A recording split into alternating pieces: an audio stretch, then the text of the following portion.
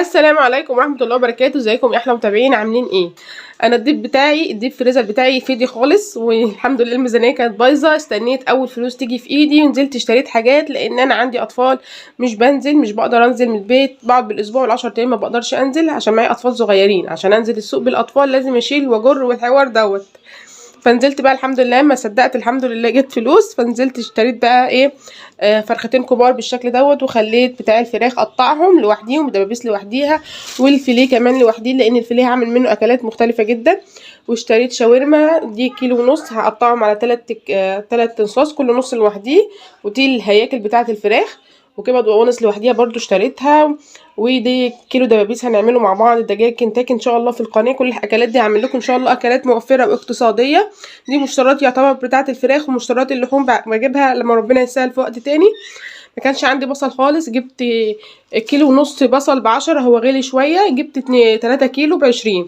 والبصل والبرتقال في السوق كتير قوي اليومين دول، برضو دول ب10.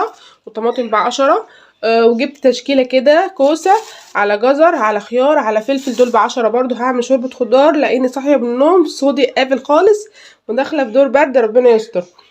لسان عصفور هنعمله مع بعض في الفيديو دوت. ومخلل طبعا عشان الفطار، المخلل جنب اي حاجه. وجبت بسله عشان شوربه الخضار. وجبت لبن هنعمل معاكم النهارده ان شاء الله طاجن رز معمر حلو. انا بحب الرز المعمر حلو. دي المشروبات بتاعتي. هنبتدي بقى دلوقتي، هغسلها الاول وبعد كده هفرزها معاكم واوريكم هفرزها ازاي. تابعوني. لو اول مره تشوفوا قناتي يا ريت تعملوا اشتراك للقناه وتفعلوا الجرس عشان يوصل لكم كل جديد. ونسمي بسم الله، ربنا يقوينا ويعيننا. انا تعبانه خالص والله، بس ربنا هيقويني ان انا اوضب الحاجات دي وانضفها واحطها في كاس. وهنبتدي ان شاء الله نعمل غدا مع بعض. بصوا يا حبايبي، انا غسلت كل حاجه لوحديها. الكبد والقوانص دلوقتي هحطها في كيس، والفيليه برضو هقسمه لاكياس. وعندي هنا برضو الهياكل والوراك والدبابيس، وهنا الدبابيس برضو هحطها لوحديها. وغسلت الخضار وفصصت البسله وغليت اللبن. ودي الشاورما هقطعها معاكم دلوقتي. اللهم صل وسلم وبارك على سيدنا محمد. هبتدي بقى بعد ما نضفت الحاجات بتاعتي كويس جدا، احطها في اطباق فويل. ولو مفيش اطباق فويل ممكن تحطيها في اكياس عادي. وكمان ساعات بوزنها، مثلا خصوصا لو في بانيه بخلي كل ربع كيلو لوحده، عشان في اكلات بحط فيها ربع كيلو وفي اكلات بحط فيها نص كيلو. وبعد ما بخلص بكتب عليهم مثلا ده بانيه شرايح او قطع صغيره عشان ما تلخبطش، ده كبد وقوانص، دي دبابيس، دي وراك كده اهوت عشان ما تلخبطش.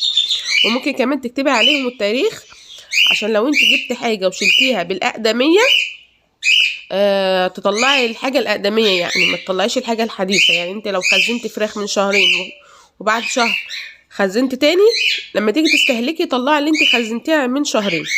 والفراخ يا جماعة لما تيجي تخزنوها يفضل ما تتبلهاش، يعني تخزنوها زي ما هي كده. لان انا لو كنت فاضيه مثلا كان ممكن اتبلها، احط لها بصل واحط لها توابل، لا بيتغير طعمها وبيتغير كمان لونها وريحتها. يفضل ان انت ما تتبلهاش خالص، تشيليها زي ما هي كده.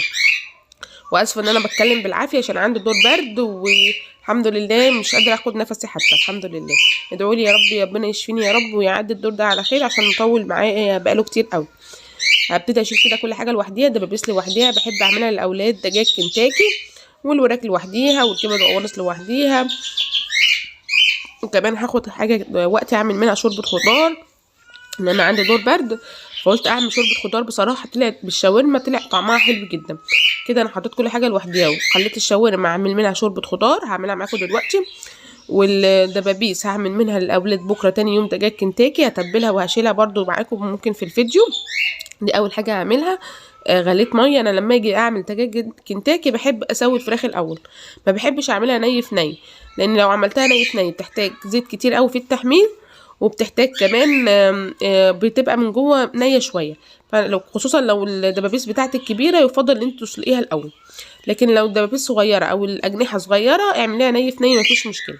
بجيب الورقه ديت وبقصها كده، واكتب عليها كل حاجه، وراك مثلا فراخ بانيه اي حاجه. بقى الورق ده بستخدمه كتير قوي جدا في التفريز عشان ما تلخبطش. واحط كده، وممكن كمان تكتبي عليه التاريخ زي ما انا قلت لك من شويه. وابتدي بقى اشيل الحاجات دي كلها في الفريزر، وهنعمل معاكم ايه شوربه الخضار، احلى شوربه خضار ممكن تاكليها في حياتك. وكده خلصت كله. معظم البانيه خليته نص كيلو او ربع كيلو على حسب الطبخه، لان انا هعمل معاكم شاورما، وكمان بحب اعمل الفاهيتا، وكمان بستخدم البانيه في البيتزا، بيبقى حلو جدا البيتزا بالفراخ. اخلص كده الكميه كلها. وما تنسوش طبعا اول ما تشوفوا قناتي اعملوا اشتراك للقناه وفعلوا الجرس عشان يوصل لكم كل جديد، واكتبوا رايكم طبعا في التعليقات، رايكم بيفرق معايا جدا جدا. خلصت كده الكميه كلها ووريتها لكم مكتوب عليه ايه. بانيه مثلا ربع كيلو، نص كيلو، كبد وقوانص. برضو الكبد والقوانص انا بحب اشوحها بالبصل والفلفل، بتبقى حلوه جدا. هنعمل شوربه خضار طعمها طلع حكايه، حتى ابني وانا بعملها قال لي مش هاكل منها، ما بحبش شوربه الخضار، ولما دقها ودق جمالها جميله جدا. طعم الفراخ بالبصل مديها مسكره كده مع طعم الفراخ والخضار، كان جميله جدا. شوحت الفراخ اول حاجه، عشان ايه؟ احسن حاجه ان انت تشوحي الفراخ الاول، تنزل الميه اللي فيها، وبعد كده تنزلي بالبصل، تنزلي باي نوع خضار، بطاطس، جزر، فاصوليا، بسله، كوسه. القيمه الغذائيه بتاعتها عاليه جدا. وهننزل بالتوابل، ملح وفلفل وحبه كمون كده اهوت، وهنقلب كل دوت لغايه ما يتشوحوا كده ويتبالوا معانا. لو عندك شوربه بقى من شوربه الفراخ ممكن تحطي عليها، لو ما عندكيش الخضار نفسه فيه فراخ فهينزل شوربه. بصراحه انا حطيت ميه بس والفراخ نزلت شوربه، وممكن تحطي كمان ملقه دجاج بس هي مش صحيه. وتنزلي بقى كميه ميه كده لغايه ما الخضار بتاعك يستوي، بس ما تخليهوش يتهري، خليه كده يقرمش شويه. وهقدمها معاكم بصراحه طعمها خيال خيال، جربوها. وكمان هعمل لسان عصفور. هو اليوم دوت كان يوم الشوربه العالمي، كان كل شوربه في شوربه. هو الشتاء عايز كده يا جماعه، خصوصا لو عندك اطفال، ما تديش فرصه للبرد ان هو يتملك منهم. على طول بقى يكون في سوائل، يكون في شوربه، يعني كده حاجات زي كده، حاجات ترفع المناعه، برتقال، ليمون، عشان الاولاد ما يتعبوش منك. خلصت كده لسان عصفور، وعملت لهم كمان طاجن رز معمر حلو، انا بحبه حلو جدا، بيبقى جميل، بس الجزء بتاع التصوير بتاعه اتحذف. هصوره لكم ان شاء الله في وقت تاني. بتجيبي الرز طبعا بس كوبايتين رز بالظبط، تغسليهم كويس جدا، وحط عليهم كيلو لبن، معلقتين قشطه كده، معلقه سمنه بلدي، كميه السكر على حسب الرغبه، رشه فانيليا، وممكن تحطي كوبايه ميه عشان الرز بتاعك كده يستوي، وتدخليه الفرن ويطلع معاكي بالشكل دوت. عسل عسل عسل ما شاء الله، انا بحبه واتمنى كل شويه اعمله. وبعد كده تعالوا بقى نقدم معانا شوربه الخضار. تعالوا بقى نشوف شوربه الخضار استوت وبقت لوز اللوز. ما شاء الله طعمها يا جماعه والله العظيم حلو جدا بالفراخ. وممكن تحطي فيها فراخ سليمه، يعني مثلا دبابيس ولا حاجه. هقدمها معاكم كده اهوت، واحط كمان فراخ. تاني يوم انا سلقت كميه دبابيس، تاني يوم بقى تبلتها للاولاد وعملتها دجاج كنتاكي، كان طعمها حلو جدا برضو، بيحبوها جدا. اعملي اي حاجه في البيت لاولادك وما تشتريش حاجه من بره، الحاجه بقت غاليه ومش صحيه كمان. ده الفيديو بتاعنا النهارده. عملنا شوربه الخضار بالفراخ، وعملنا كمان لسان عصفور، وعملنا كمان رز معمر.